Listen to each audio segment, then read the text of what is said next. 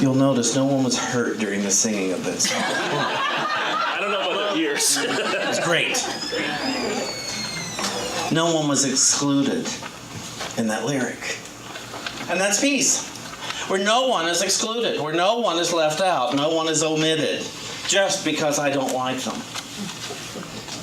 All must be included to get into the kingdom. And that's Jesus Christ's message. And I want to be, those of you who have not been here before, we are not here to worship Jesus. Unity does not worship Jesus. Unity does not treat Jesus as a deity, but as a master teacher and a way shower. Jesus did not teach himself as a deity. He didn't say, I am the only one. He said, follow me. I found a way in. And all of his lessons were to let us all into the kingdom. Try this. Try this. And it's funny. The way in is forgiveness. The way in is love and forgiveness. And what he taught was there can be no exclusions if you want to get in yourself. And that's the hardest part of this message. It's like, really? Really? I can't leave a few out? A few out?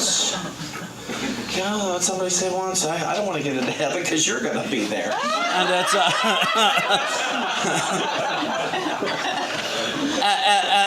this is the funny part about the unified message. You know, we are not Unitarian. We are Unity. Two different things. Nothing against Unitarians. But just as somebody says, what are you? We're Unity. Yeah, was that Unitarian? No, they're lovely people. But it's a different message because we're unity. We're not better than.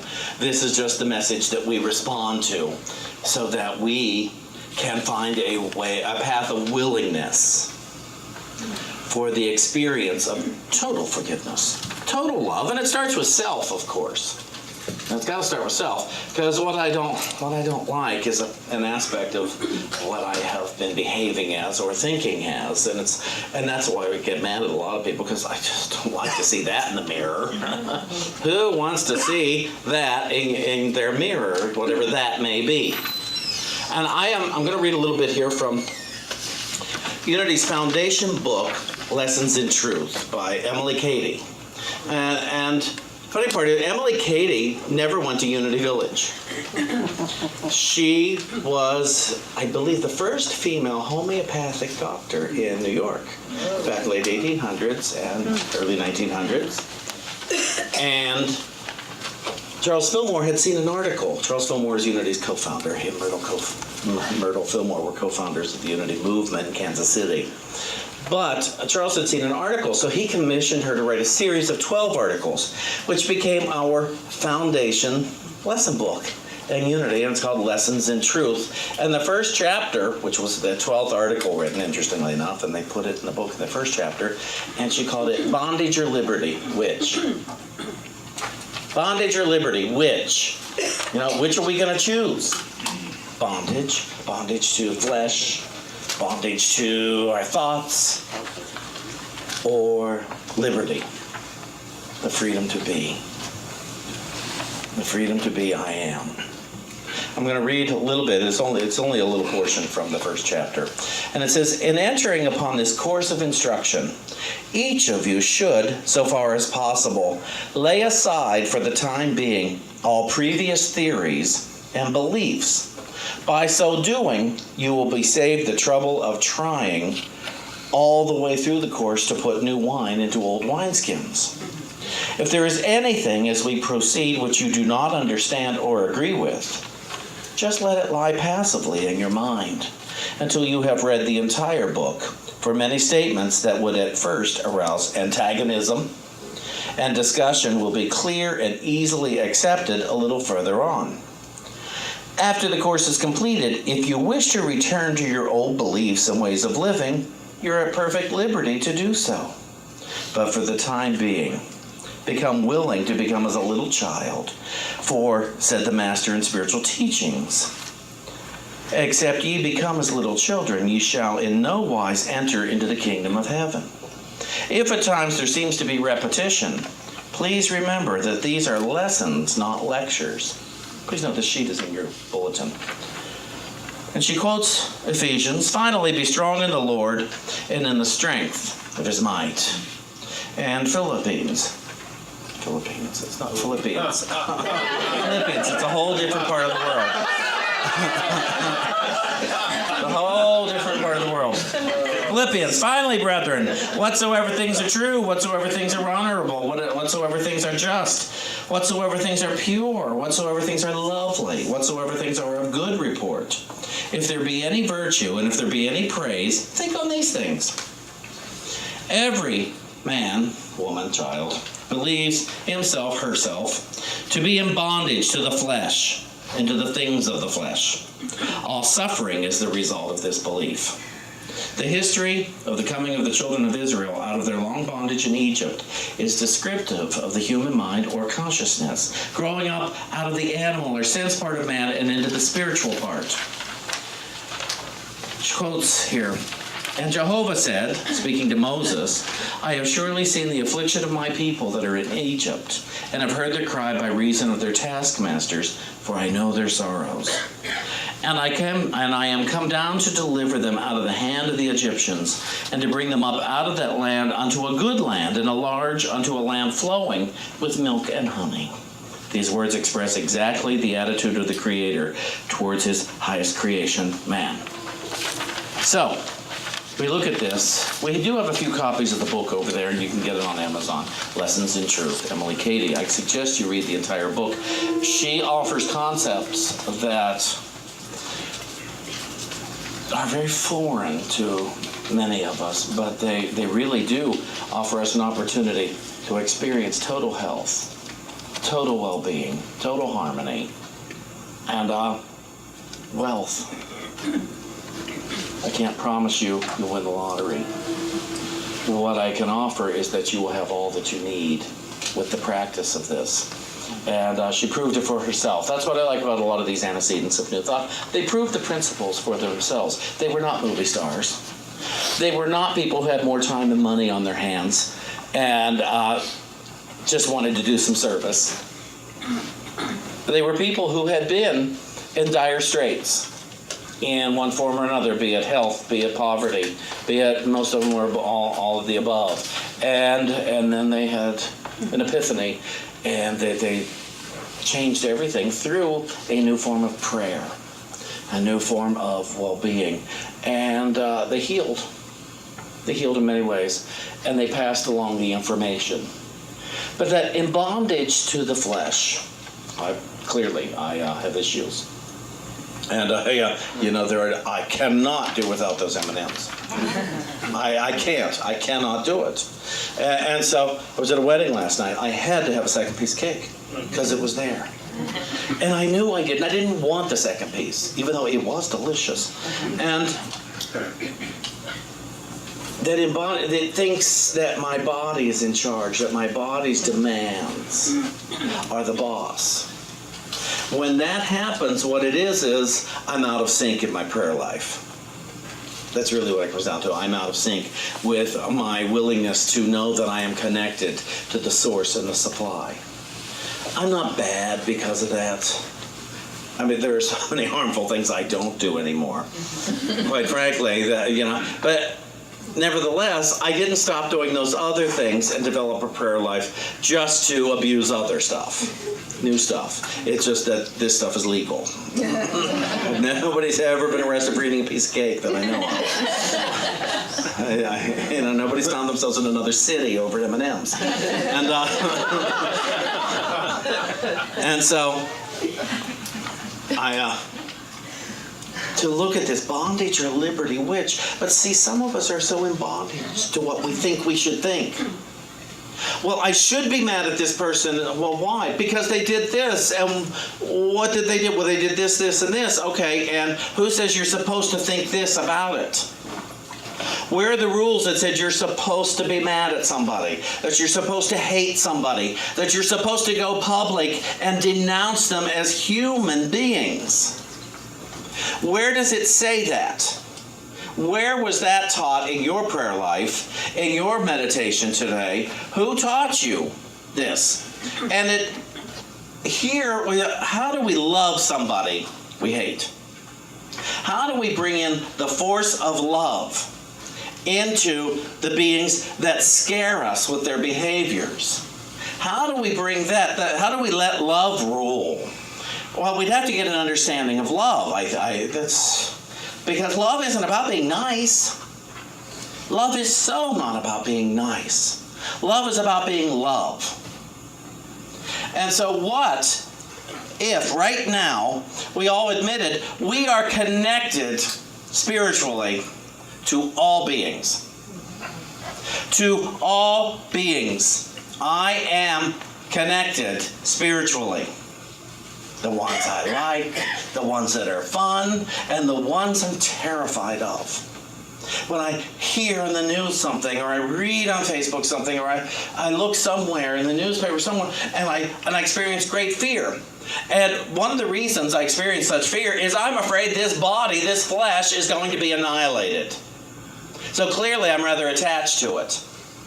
Clearly I think the flesh has more power and more significance than the mind. I think, even though I preach everlasting life, I profess to believe it, I still treat myself as if it started with this body and it's going to end with this body. And I fear change, even though I like change. Many changes I like. You know, a vacation to Greece, oh, I love that change. Something happening inconveniently in my house, the air conditioning not working, and I'm fine right now with that, but, you know, if suddenly the air conditioning didn't work, I don't like that change. Oh, that change is terrible. Oh, it's bad. You know, and we think we are the arbiters of what's good and what's bad. We're so foolish. We're so silly, really, to think such a thing. Oh, I think I know what's good and bad. How would I know? I'm making it up. I am so making up what's good and what's bad. What I'm really associating that with is what I like and what I don't like. And often I forget to go within to prayer and ask, show me the good. Show me the good. Go with it. There's a divine voice in every single one of us. And it's show me the good here, so that I may work with it in consciousness rather than resist it. Show me the good in my body. Show me the good in my home. Show me the good in my relationships. If you must turn on the news, if you must, and I think it's important to stay informed to a degree, but but not with your opinions. And I think it's important to see what's going on, because remember, it is a big prayer request going on around us. There's just a call for love everywhere we look. So let's say when you turn on the news, or you open a newspaper, or you go into a conversation that someone introduces something unpleasant, quickly pray. First things first. Seek ye first the kingdom of heaven. Quickly pray. Show me the good in this. Show me so that I may be the light, not the preacher, but the light. Don't show me so I can be right, that I may be the light. Because what good is the light? What's the light allow us to do? See. See what is instead of what isn't. It's darkness that lets us see what isn't. Have you ever been in a totally dark room? You're making up all kinds of stuff, aren't you? And rarely is it that there is an angel of love. Rarely is it that there is somebody with a bag full of money waiting to give it to me in the dark. Rarely is that what we start to imagine. And a few years ago, when we first got our house, and on our alarm system, it was our generator. If the power went out, it took about, I think, 30 seconds for everything to come on to the generator. And one night, I walked in the house, 10 o'clock at night, by myself, and I literally made it from the garage to the dining room, and everything went out. And my thought is, okay, are they waiting out the back porch to get me? Out the front door? Or back to the garage? Or do I just stand still and wait for them to come and get me? Or will the lights go back on because the generator kicks in? I didn't know. There was no storming happening. There was nothing to tell me except movies I had seen in my life. That was what was informing my imagination. So I just stood still. And then the generator kicked on, and all was right with the world. Because suddenly, light came on, and I could see. And there was nothing scary to see. The scary stuff is in my imagination. It's not in my reality. Nothing scary exists in my reality. All scary is in my imagination. That's why the other day I had some skin something here. I've had it since I was a kid, and I had it cut off this week. Now the doctor, he put something jabby in my head. Now in my imagination, he's got a needle this long.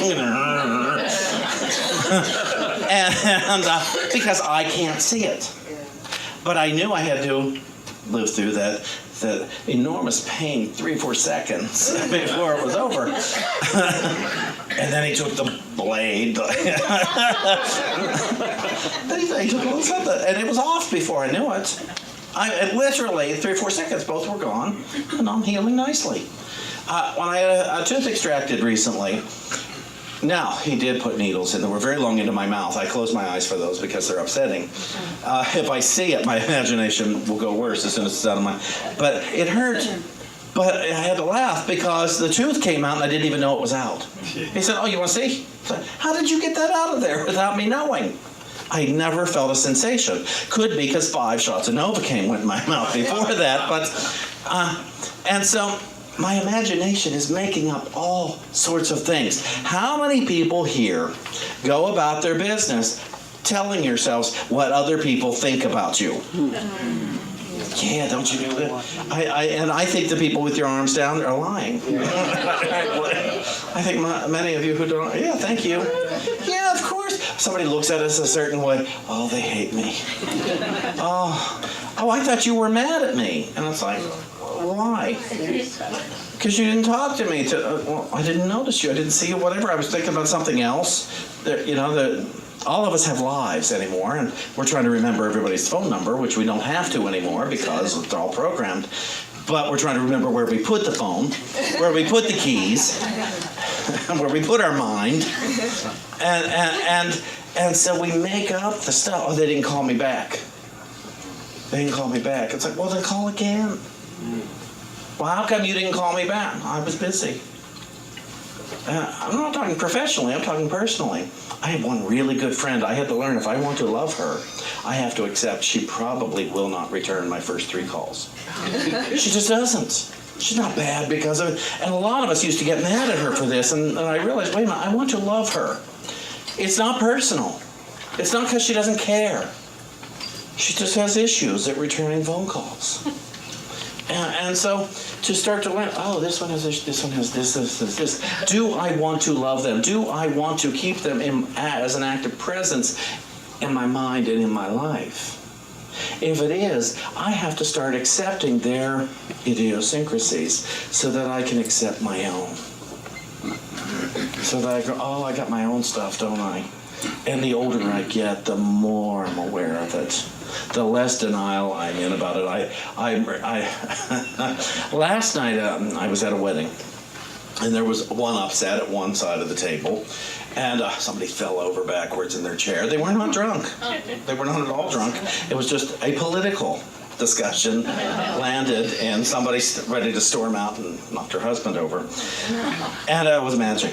It was just a magic moment at a wedding. Well, they leave, and then David accidentally spills a glass of wine all over me. I didn't react well. I'll tell you now, I did my imagination, said, oh, great, I'm covered in wine. I'm going to smell like wine all night. And I was wet, and it was already sticky, and it's, out. And I said a couple of choices. Well, let's put it this way. I went into prayer, is what I like to call it, with calling upon a couple of deities. Called upon our Lord. But I didn't say it, put a comma David in the sentence when I said the words. And then I went and dried off, and he didn't resist me. It was the best thing. In our relationship, he has learned, don't resist Shawn. He's just going to have this reaction, and then it'll be over. If I tell him not to do it, he's going to have to prove why he should have said that stuff. And that has created peace on earth. I want to read something to you before I finish here. In this Bondage or Liberty Which, see, last night when I said those words, guys, I had an instant upset. Here's how I look at this. When I swear, when something happens, it's like a dog going, when it gets scared, it shakes its whole body to get rid of that fear. Well, that's what I do when I swear like that. It's just me expelling whatever it is, and then I'm over it. I don't go on for a tirade or a rant. But you see, I don't anymore say, oh, you shouldn't do that. Oh, you're a minister. Oh, yeah, I'm Shawn, who has taken on the profession of minister because I love passing along this message. And heaven help us all if I didn't do all this. If I hadn't studied all this. If I didn't seek to practice it through preaching it, there's often I need the CD from a Sunday. I pass this along because I do have experience with it. I pass from my own experience because I do believe it. I'm not just doing quotes here.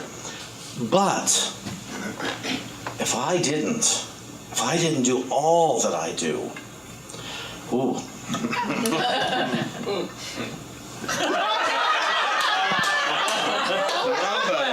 Dealing with a professional. Technical difficulties. I think the screw part broke. I will. Don't worry about it. Yeah. No, I'll do Can we it. hold the picture? No, I'm fine, but thank you.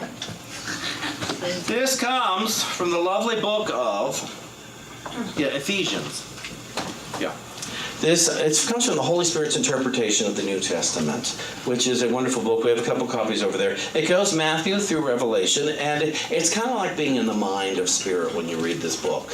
And I really appreciate the Bible, especially since I can understand it now. But I like this one because it rephrases things a bit. Ephesians 1. Ephesians starts with 4:5. And it says, awakening, or is it 6:5? Awakening comes from the heart. So let the heart lead in all things. The mind is the great receiver, but with the heart, sort through that which is received. Let the heart and mind together give to Spirit, so that the deliverer receives always through the heart. Let the heart be the test of all that is delivered, and you shall deliver only from the heart. Give as you would receive. Let this reminder guide you and your decision to deliver through the heart. For as you give, you shall receive.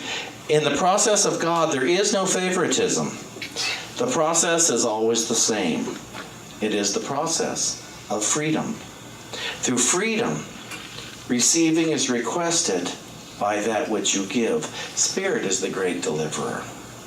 I ask you to remember this. You are the free child of God. Coercion can have no influence over you. You may decide what you want.